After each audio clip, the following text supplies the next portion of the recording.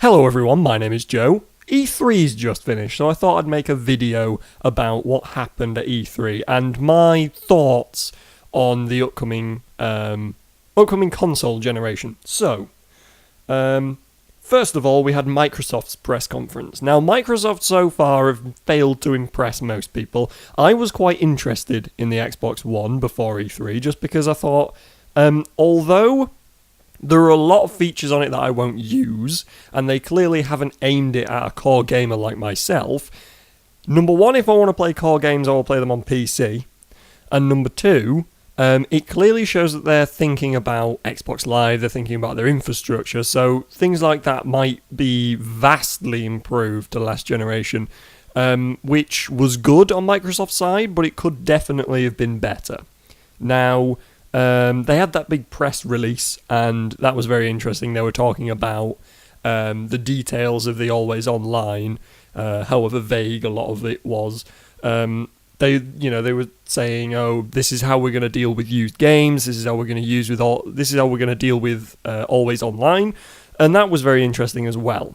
However, I was not particularly deterred from the Xbox One because of all this bullshit that happened.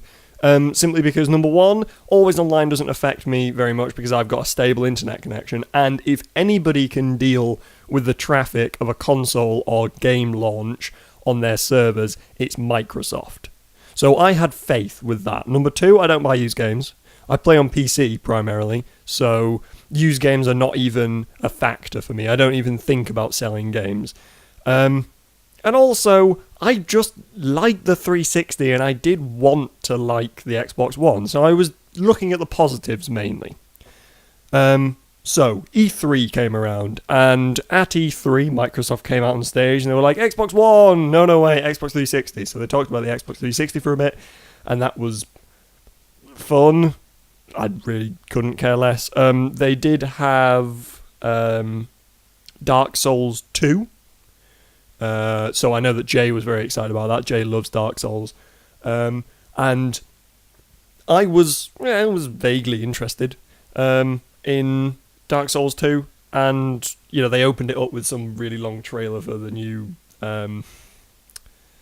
what's-his-face thingamajig, Solid Snake, Metal Gear Solid. They started out with a new Metal Gear Solid trailer, and that was boring. So it didn't get off to a good start. I was thinking, oh no, they're not going to announce any games, are they? They're not going to announce any good games. But then, when they got into the Xbox One part, they were like, games!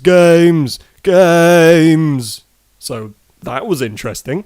They showed us, what games were there that I really liked? There was Rise, Son of Rome from Crytek. A lot of people said that didn't look very good because it was very QuickTime event heavy, but number one, I don't have a massive problem with QuickTime events. I mean, I don't like them, but I don't have a massive problem. And also, I really like Rome, and I just want a really good Rome game, and it looked beautiful, so I don't really care. So I'd play that. They had the new Halo. I love Halo. If you don't know, I really love Halo. And they had Quantum Break from the guys over at Remedy. So Remedy made Alan Wake. They made the original Max Payne games. They are, if anybody can tell a good story in a video game, it is probably them. And so that looks pretty damn interesting. It's all about like bending and stopping time and stuff, and it's cool. Bit of science in there. Apparently it's a sci-fi, but we don't really know what that game is, but that looked cool. Anyway, so they showed a lot of cool games, and I was like, yeah, Microsoft, and then all of a sudden they were like, and good news everybody, we're going to announce it this year, and I was like, yay, in November I think they said, and we were like, yay, and then they announced £429, and I was like, what the fuck? So, £429, if you don't know, in America would be like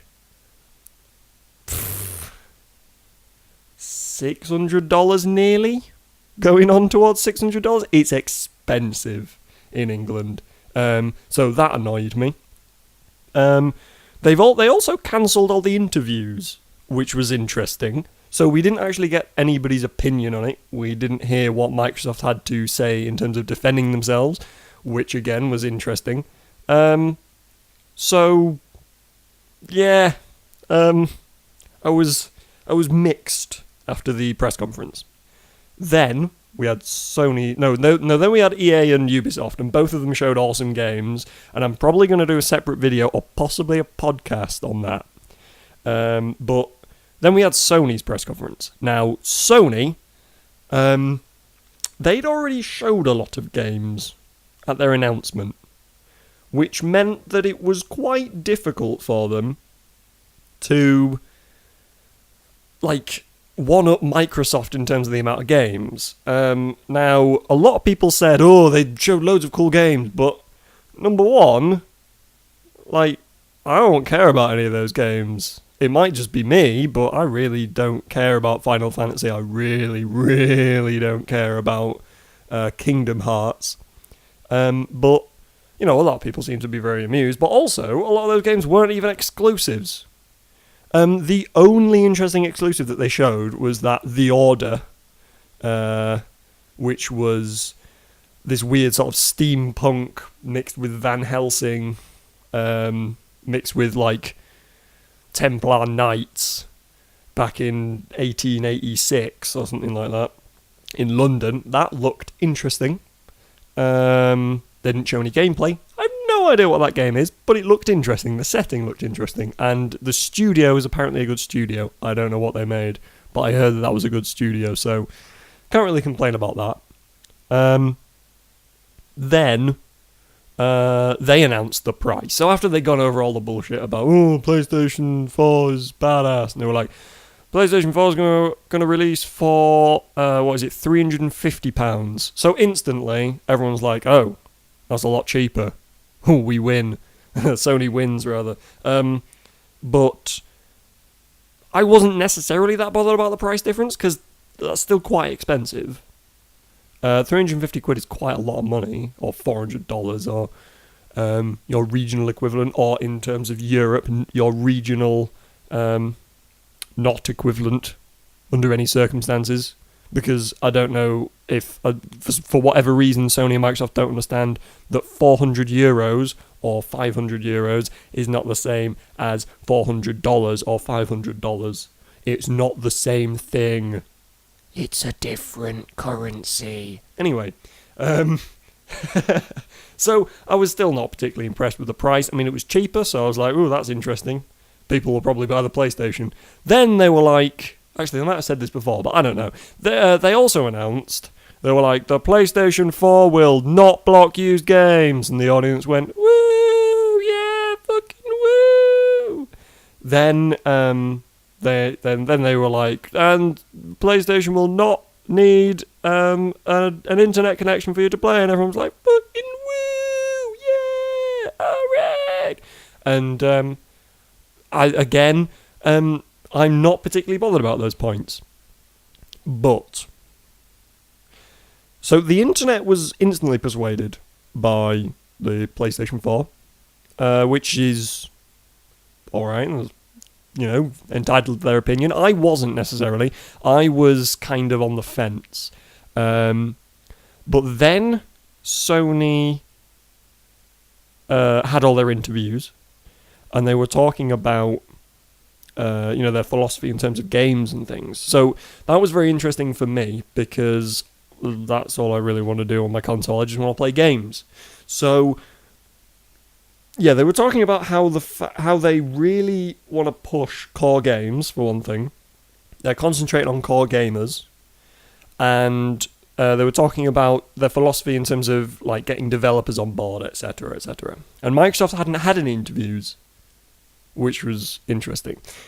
Then it came out. So this was kind of the straw that broke the camel's back. Now, I am not in any way an internet activist. I do not go around hashtag tweeting at people telling them to do things, because it doesn't generally do anything.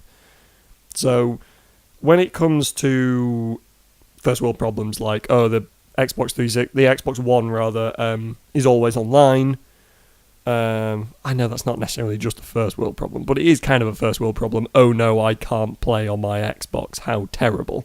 When it comes to things like that, I'm generally not that bothered. But Microsoft, it is impossible to love a company that does all of these things to alienate a huge amount of their consumers, and then comes out and says that the Xbox One is only going to be released in 21 countries. I'll just let that sink in. 21 countries. That means half of the EU is excluded. Countries like Singapore, countries like...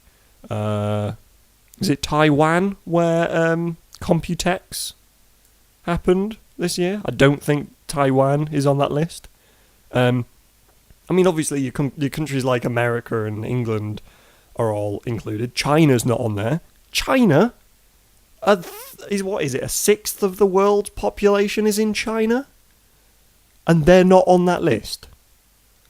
Are you serious?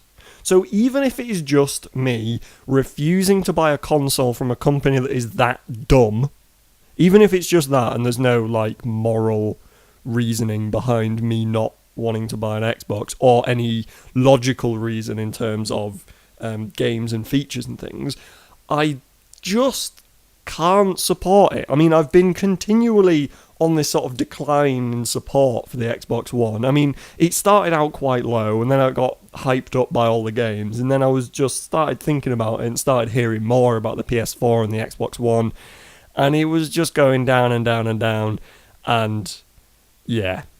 If I was going to buy a console, I would probably buy a PS4. I'm not going to buy a PS4 because I don't care about any of the games, and I've already got a PC, so why would I buy a console anyway? Yes, I do want to play Halo. Yes, I do want to play Forza. Yes, I do want to play Rise. Yes, I do want to play Quantum Break, and a lot of other games that are Xbox exclusives. Oh, Dead Rising 3, I want to play that. But I just can't. I can't bring myself to do it. This E3 was a massive disappointment in terms of first-party hardware, software, information. I was just so annoyed. Now, as I said, I'm gonna do a video, probably me and Jay, perhaps a podcast. We'll see what happens about the games of E3. Things like that, about the, frankly, huge amount of really nice looking and, like, quality looking games that are coming out from the third parties. So people like EA and Ubisoft. So we're going to do a video on that. But this has been sort of my thoughts on the console war so far. I hope you enjoyed. Subscribe and rate and shit, and hopefully I'll see you all next time.